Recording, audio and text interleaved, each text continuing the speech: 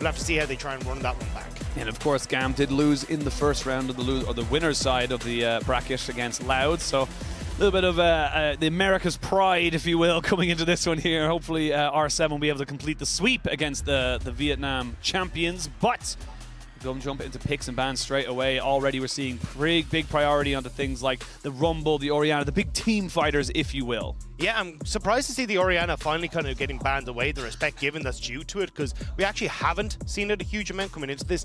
Akali has also been permabanned against Movistar R7 by PSG Talent, so I'm curious to see if that one is going to try and continue.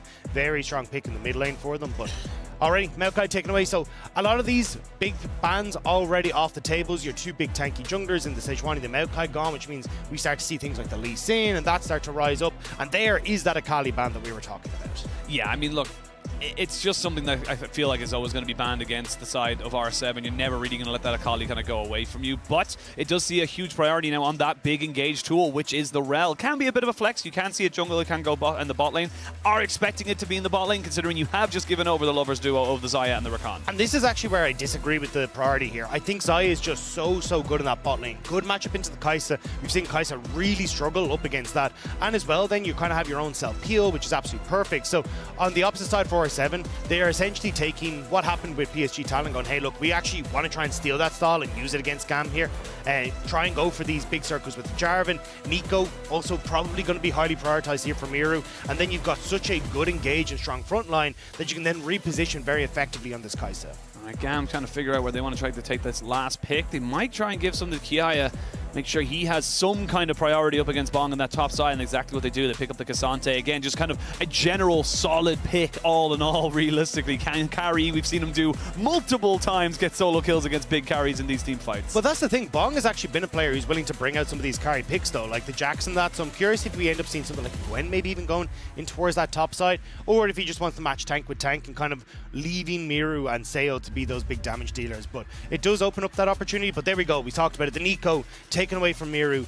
GAM kind of realizing, hey, look, these big wombo combo comps are becoming way too much of a hazard in play-ins. Yeah, big Venn diagrams, as we've discussed so far in our lectures on the Champion Select, have definitely been the theme of this particular week. But I like what R7 are doing now, kind of saying, look, we got the Jarvan in early. We know we have the early priority. Let's take away things that can match that. Things like the Lee Sin now off the board. Also, Viego probably going to be taken away here. That was the other one that we saw OD play the last time around. And then you're kind of drifting right the way down into kind of unknown territory at that stage. So curious to see maybe even the Nocturne actually against Levi, to be fair. Levi has always been an incredibly strong Nocturne player, and it does open up some opportunities for Kati to play some unusual things that can be synergized with them. But we'll have to see as we start to go through. Miru not going to get his hands on his Ahri. That is by far and away his best performing champion, so not fully surprised to see that taken off the board. Levi is going to be the last ban here from R7, so respecting the point and click CC, something that can just kind of find champion, kill champion. You don't really want to combo that up with something like a Cassante and a Rakan, especially if you're a Kai'Sa. You're just going to be so exposed if you get caught out by that. Yeah, and now I'm curious to see exactly what the plan is here for GAM. Taliyah could be an option here if they really wanted to go towards it, so you can set yourself up in the mid lane and kind of take that away from Miru. Has a good opportunity to try and keep some of these playmakers off you, like the Jarvan, like this Flag and Drag. But actually, I get the Wukong coming through. So Levi, this was a champion that he played a lot domestically and was something that he was more than willing to bring out despite the nerfs. Now that Wukong's got some buffs, we'll have to see how Levi can try and perform here up against Odin. See what he can do. Right now, it just feel like building themselves for that big team fight to enable Slater to be that carry with the Xayah. You've got so much engage, and now the Gwen gets locked in. Should, I say that in quotation marks, have priority over the Cassante. But as we saw yesterday, if you put enough resource in that top lane, she will fall. Yeah, and I think that's where you kind of got to go, right, can we actually manage that? There is an opportunity here if you are Levi to try and play heavily up around that top side, but the problem is you've already got like good priority picks onto the bot lane with the Xayah Rakan, so you don't have as many options to play around that. And the blind Sylas coming in here, I think this is a relatively okay read where you can actually go, hey, there's a lot of the champions like the Azir and stuff like that are going to be okay to try and play up against. Syndra, not so much though. You actually have a ton of range, you've got good opportunity to continue to poke him down, and even having the opportunity to slam him away with Scout of the Week makes that matchup a little bit more difficult than I think Miru was bargaining for. Yeah, and as well as that, yes, the Unleash Power is a good ultimate to kind of steal away, but outside of that, maybe the quickness, that's about it, really. Yeah, well, the problem is with the unleashed power, you want as many orbs on the ground as possible before you use it. You don't have ways to generate those orbs aside. The thing is, though, I'm almost certain you can use Syndra's orbs against her. So it's kind of like a battling back and forth. I could be wrong with that, but I think you can. But it still means, as you say, like, you're kind of looking for a Wukong ultimate, maybe a Cassante ultimate to steal something out, Rakan ultimate, but as you say, there isn't a huge amount of big ultimates where I'm like, oh yeah, this is the thing that you want to go for. Absolutely. Well, the teams are locked and loaded, I will say now. Kind of pretty much what we expected when we did kind of, you know, look at these two teams. They're very happy with what they've built up for themselves, basically kind of saying to themselves, look, we know where our priority is. We're going to be looking towards R7 when there's Jarvan to kind of catch people out, get that early aggression going that we've seen so often so far that's play-ins. And on the other side, it's kind of about the Xayah. If the Xayah is able to stay alive and kind of keep herself safe, she's going to be in a huge amount of priority to kill off all these champions that are diving on her face. And that's why I think you're right, Oshin. The Jarvan is the big one that I'm keeping my eyes on. Can you get these cataclysms that are locking up the Syndra, locking up the Xayah, making it easy then for the follow-up with Sylas and Gwen to get in onto these carries and actually try and devastate them? Because if not, I feel like you've actually got a really strong front to back coming through for GAM with this Syndra and everything else in tow. Shall wait no longer.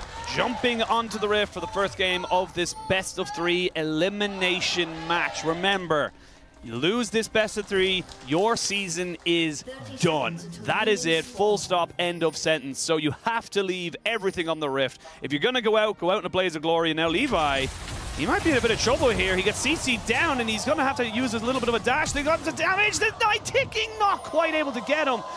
But now he's at the start with the decoy, and he lost his flash. Yeah, that's a disaster for Levi. He's really going to struggle to try and clear this jungle. Plus, with the late reset coming through, I think he'll just about get back where his team will be able to help him clear, but it's not the start that you want at all. So, nicely done by R7. And that's something that we see a little bit popping up whenever you have the Rel in tow. It's like, hey, we can try and invade on top side. Rel can come over the wall with the crash down and try and make life a bit of a living hell for the enemy opposition.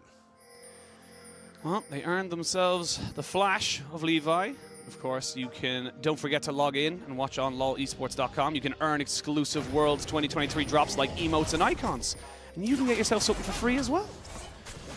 Well, they did get Levi for free, so I suppose it's... They didn't quite get him for free. They almost got him for free, but not quite. And all right, let me rephrase it. This is probably setting up a bit of a free early stages for Odie. Yes. Right? You have better clear now because Levi, as you can see, very slow going to be to get through his jungle because you don't have access to the E, which is your AoE on that first clear. Also, you want access to your Q because these are your 2 big damage dealers, so not having them means it's not going to be as effective whatsoever. So this will give the Jarvan a bit more of an opportunity. And even if Levi tries to show up for a couple of these early ganks, he could then be the focus. Like the knockups without a flash are very hard to try and get away from. So I'll be curious to see how Levi wants to try and respond to this. He will also be spotted as he starts to move up towards his top side with a ward on his red. So we're going to go for there. Of course, we have the first strike in mid lane for Kati, so it's going to try and basically abuse that range versus melee matchup that you were discussing as well. Shouldn't be too hard, to be perfectly honest, unless we have, you know, some kind of jungle innovation from Audi. We won't see too much there. Level 2 hit in the bot side by the side of R7. Lions, unfortunately, did go a little bit too close to the tower, so took a tower shot for his efforts. But at the end of it all, still pushing in favor of R7. And Seo, definitely someone to keep an eye on. The man was doing exceptionally good work here in Worlds play-ins and also at MSI. He was kind of the big carry at that time as well.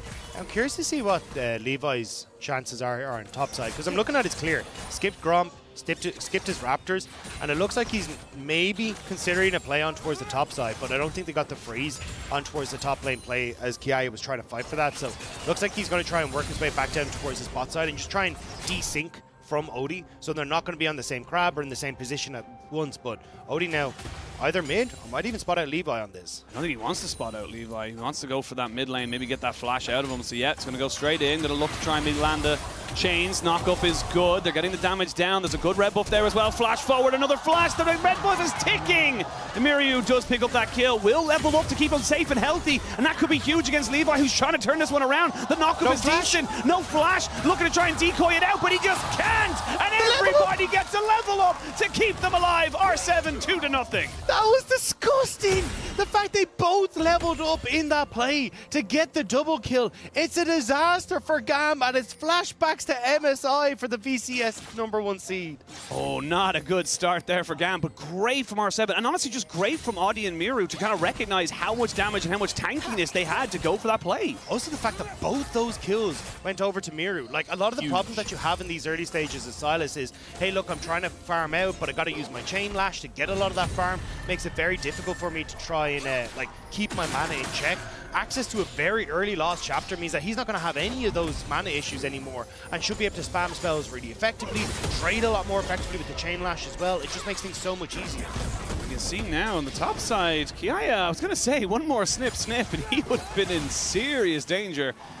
This is the kind of snowball effect right now, because not only are you losing those 2 kills in the mid lane, but now Kati doesn't have his flash. Now you're going to have to be very aware when level 6 is coming on the board that he's going to be very exposed if he's not too careful. Yeah, big win across the board here for R7. Now the pressure is on Levi again to be like, hey look bud, you got to try and make that impact happen. But when Odie is already kind of ahead of you, that can be a major issue. So I think for Levi, it's a case of let's try and wait for level 6, use the fact that we have flash advantage now because Odie used it in this play. But you can see here, like, chain lash to get the slow, the knockback not actually stopping Odie on the flag and drag was so sad. Odie as well being an absolute bro to tank those turret shots from Miru, and then that level up coming through as well just actually gives them enough damage. So you get the extra ability point in towards your Q, which means that chain lash is doing that little bit more, and then Odie with the level up at the last second as well. Such smart play from Miru to turn onto the minions immediately. I've got a little bit of criticism there for Kati. They saw the ward going down immediately because they pinged it. So they knew that Jarvan was in the area, and he just didn't pay immediate respect, which led to his death. So,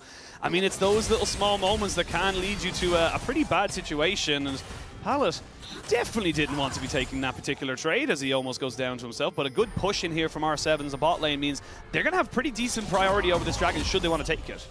I mean, at this stage, you're kind of just controlling the map entirely. So R7 GAM, 1,000 gold down already at the 6-minute mark. And I think, again, it's a case of, right, well, how do we try and unlock this? And a lot of it is going to be trying again to play through your weak point, which is Cassie, which is why Odie, again, already here, just working off of Miru's pressure in the mid lane to get vision down, spot out where Levi might be.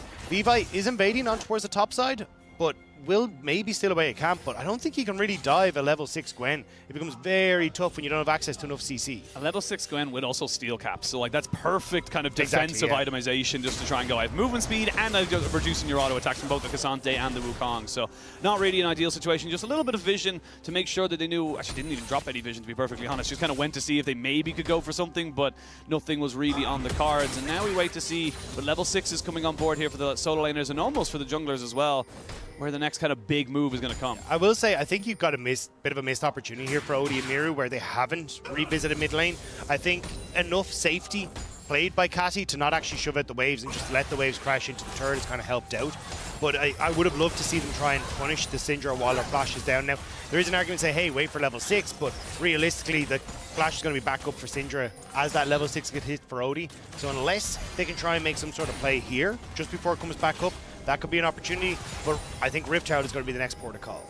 Nice little Void Seeker from Seo, just to make sure they're not getting wrapped upon the bot side. It's level 5s here for both these bot lanes. They do not land the Stretching Strike onto the Xayah. Crash down from Leon, just to make sure nothing else crazy happens.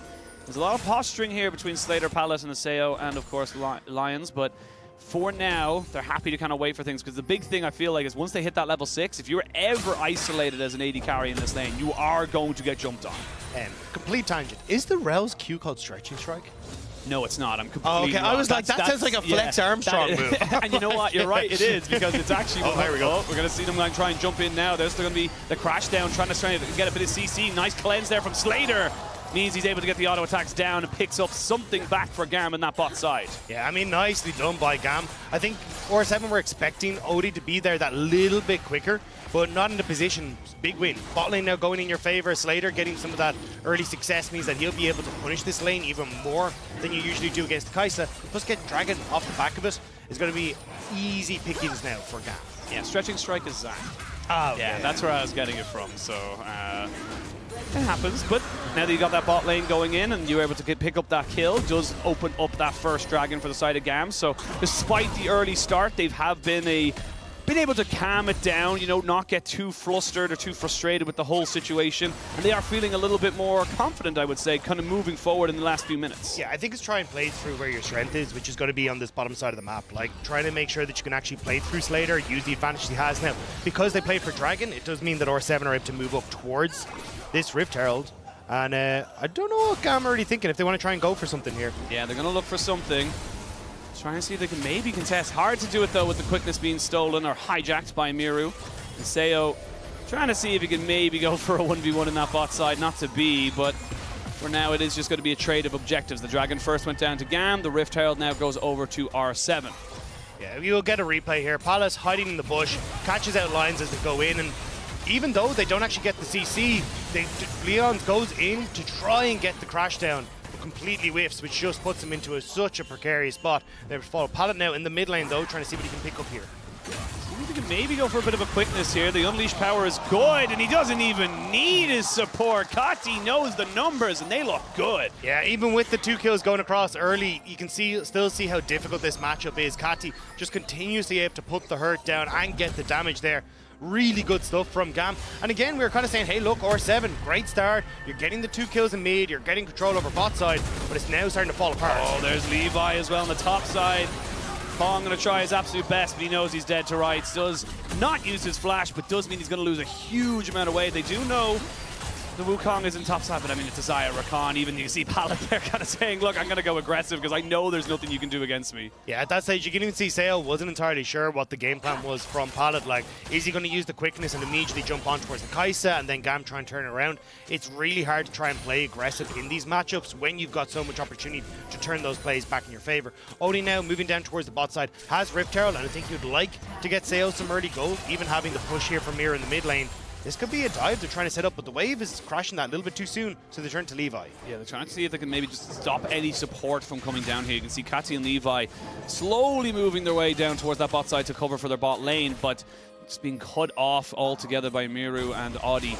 Not going to lead into anything else from that, and funny enough, we can see those 2 kills leading to big advantages in terms of the item completions there. You got Kati finishing up the Leandri's Anguish, and of course the Jack Show for the Cassante as well, but I mean, this is just Miru just really not respecting the damage at all. Yeah, he uses the E to try and dodge away from the initial orb and thinks, oh cool, now we can clear out the wave quickly.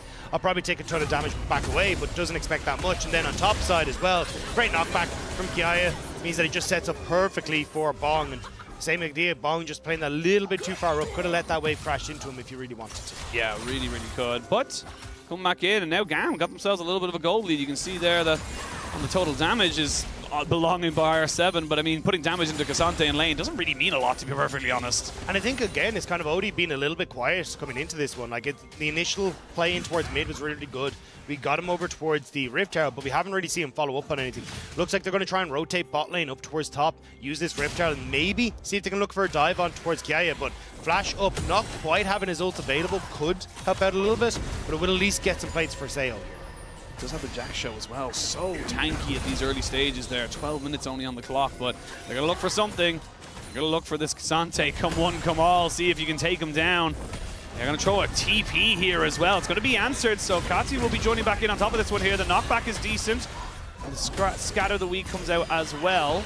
They're not able to kind of utilize this right now. They've only got a certain amount of time left on this Rift Herald. And they're giving Slater control over bot side. Miru will answer in mid lane, so it looks like the rotation is just like, screw top. We're going to try and take mid tower instead, which honestly could work out pretty well, but Levi now here. Oh, Levi does pop down the Cyclone to make sure he's able to try and get away from this one here. They're tanking this turret very much, way too long, and it's just all kind of falling apart right now. They're going to lose 2. They may even lose more as Kiaya TP down on top of that ward. Not quite able to get much else. He does go all out. Bomb, try to see if he can just maybe snip him down. Gets knocked back for his efforts. Flashes away. The Ignite. Oh, excuse me, the Smite. And now the Ignite. The Magnet Storm comes in. They're going to try and take down the Kiaya. They finally do. But that wave is huge. And Seo and Lions, they have to leave. They got to get the hell out of here. Seo, you have flash, but I don't know if you want to burn it on this play. They have much bigger health bars than you, and there's a lot more of them. You need to back away from that play. And what started off so brightly for R7, that was 4v5 because Slater's just PvE. I mean, it was an absolute mess across the board from R7. Target selection was completely off. They didn't know what the hell they were doing. They're overextending. So, like, watching this play, right? a nice initial play coming through to get the stun on Levi and set him up. But watch the ult from Bong. It actually gets completely used onto the clone, which means that then Odie overextends with no follow-up. Levi's able to step away as Palad's able to come in and set them up as well. And now you got Kiaya, who's able to TP in behind them thanks to that fantastic ward that R7 knew was there, and then follow up on this play. And as you say, like, yes, it was 4 versus 5, but you've only got Seo arriving now to this fight, which is already over. This is just GAM finding comfortability in this game. It's GAM saying, look, we are happy the way our composition works. We are happy to take these fights because you can see how good they are when they're able to get themselves together, utilize the CC they have. And honestly, it's been really just kind of down to the fact that Levi and Kiaya have been able to kind of link up so effectively, and then Palad's kind of joining into the fray now that the laning phase is over. Yeah, honestly, like, this is Levi kind of shown his comfort on this champion, even set behind, but Palad, he's going to be able to get out of that one. He's still a Rakan, and you see the lane economy snapshot presented by MasterCard. Just everyone winning here on the side of GAM. Yeah, and that is shocking. As you said, like we were about to say, Levi was set behind pretty massively thanks to the early setup, had to burn his flash, but has done a really good job of being able to counteract a lot of the plays that Odie wants to go for, getting, apart from, well, the mid lane play, but getting those kills back. Now starting to set his team up, getting control for Kiaya in that top side as well. And unfortunately for R7, you're kind of in a rock and a hard place at this stage because you want to try and play this big dive, like launch yourself in onto everyone, but with GAM having control of the map and the tempo advantage, that becomes hard to do when it's not front to back. They're coming in from all sides, but maybe we're not the ones getting collapsed upon. Maybe you are. There's the Cataclysm coming down. They haven't killed off the turret just yet. Now they have a flash away by Audi. As you can see, Miru finally coming in, steals away the quickness, trying to jump in here on top of the tanks. You got Levi going down first. There's a good needlework here. Good scatter the weak, though. Gings them all right back into the hands of the Xayah, and now they can turn into this fight. R7 thought they had an opportunity, but GAM say no as they take themselves a 3-for-1. It was a little bit messy from GAM, but they still come out on top thanks to that gold lead, and now you're starting to move in towards this tier 2. Odie and Seo, I don't think you can hold on to this. That's going to be 2 towers going across the GAM.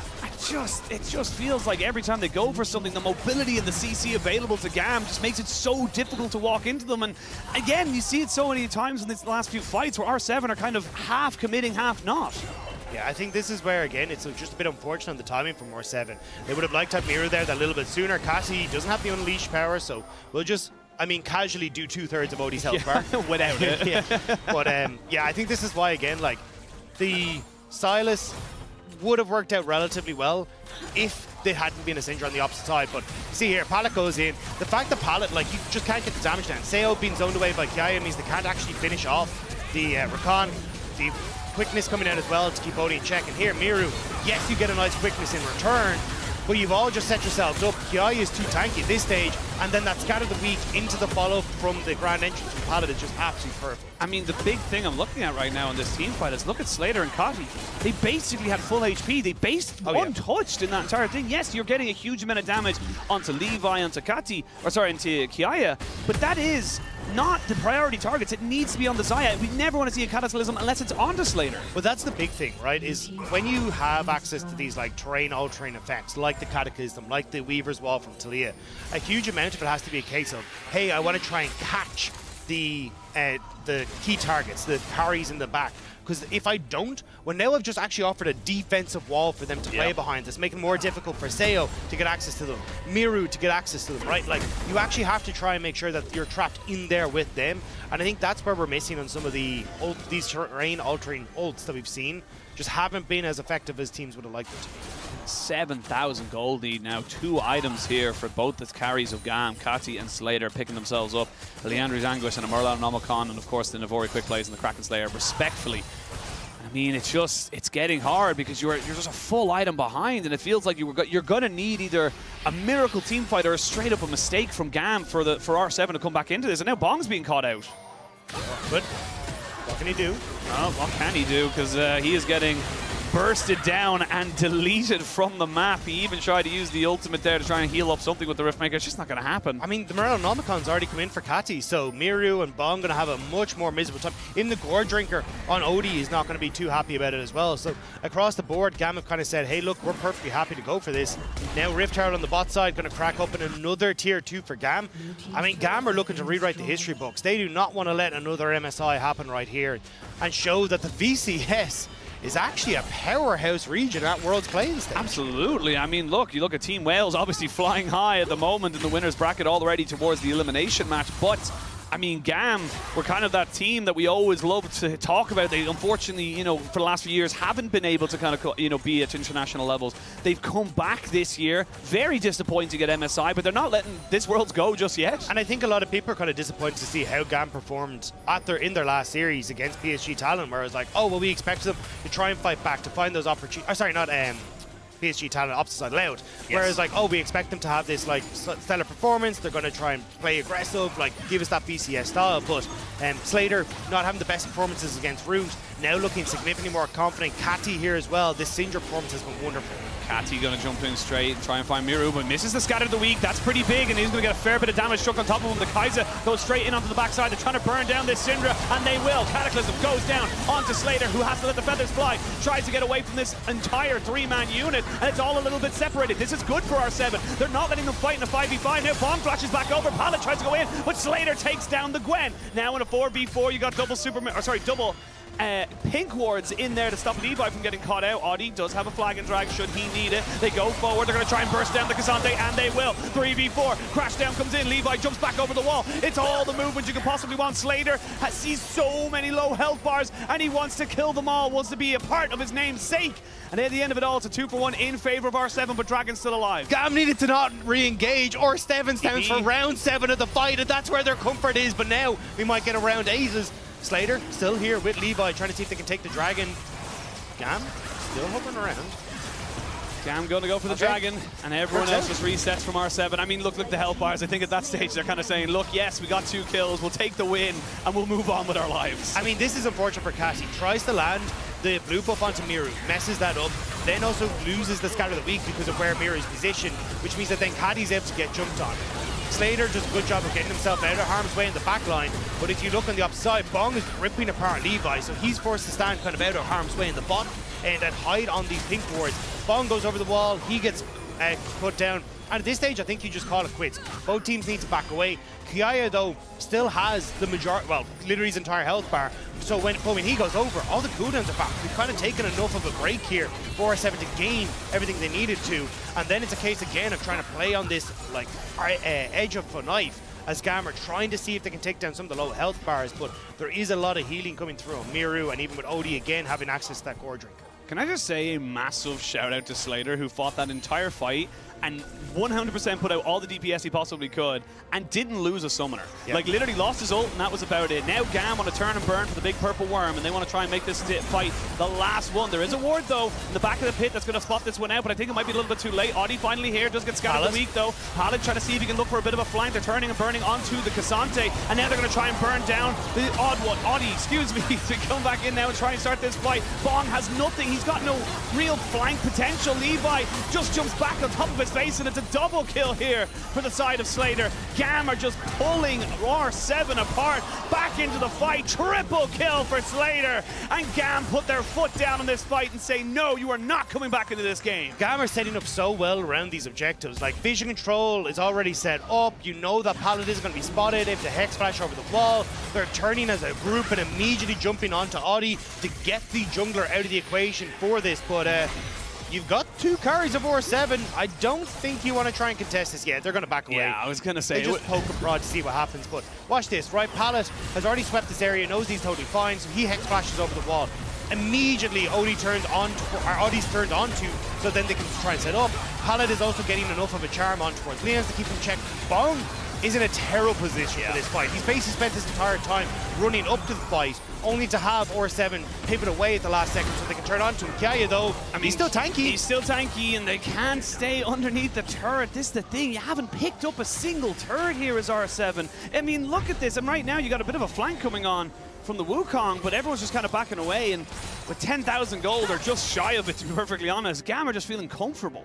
Yeah, they just need to continue to put this pressure on. Slater, 3 items now completed. Even the Mob Malmortius on this side, because he's like, oh, well, a lot of this damage is, well, Gwynsu's Kaisa, she's going to have a ton of AP. You're looking at the Silas, the Gwen, so perfectly safe now for Slater, which means with the extra summoner spells he's been able to hold on to for so long, he's going to be fine. And now it's just a case of dot your I's and cross your T's. Take the top tower, push in mid, keep the pressure up, and just make sure there's no real opportunity for R7 to find an outnumbered fight in their favor. Because that's the thing, around that Dragon Pit, it was very much kind of isolating someone out in a 3v1, then Bong was able to stay alive and kind of go for something there, but in a straight 5v5, you just haven't got the damage. You just haven't got the money in your pockets to be able to fight this GAM team. And GAM looking exceptionally powerful right now, looking comfortable, pushing forward. They will get an objective out outside the first tower for R7.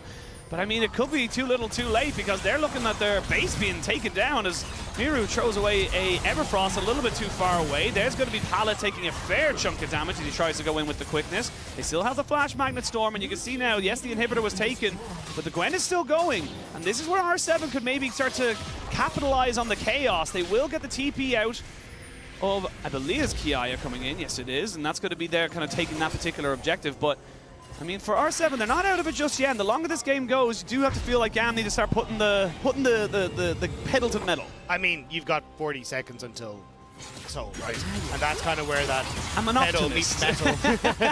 And, I'm an optimistic man, all right? All right, yeah. But yeah, I think this is where it starts to become a little bit more difficult, because GAM, you kind of wanted to reset around about that time anyway, to come back on the map, to be able to threaten this next dragon. And you can kind of look at this where R7 are positioned. They're afraid to even walk out of their own jungle because they know River essentially belongs to GAM right now. Essentially does, and got a couple of item completions. Voice Staff is nice for Bong, but I mean, Abyssal Mass is already there. Kati takes away the largest chicken nugget in the box, and the largest chicken nugget says, no, I shall not go down to you. This person bought me fair and square. I shall consume me. But now Miru and Bong trying to just walk up as the solo laners here. They are tanky enough to be able to try and, you know, maybe face check, but I mean, you have to fight here as R7. You don't really have a choice.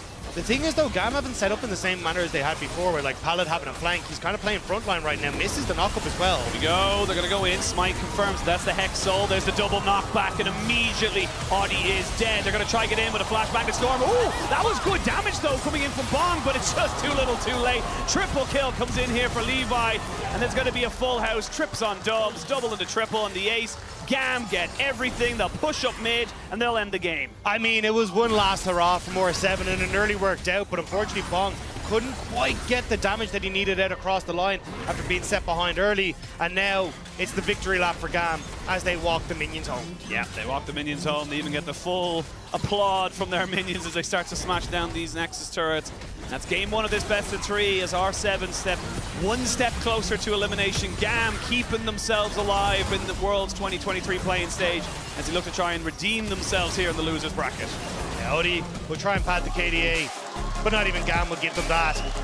Brilliant stuff from GAM coming into this rough early start coming through, but they're able to bring it back, make sure they're getting control over these lanes. And I mean, from the initial hiccup that we saw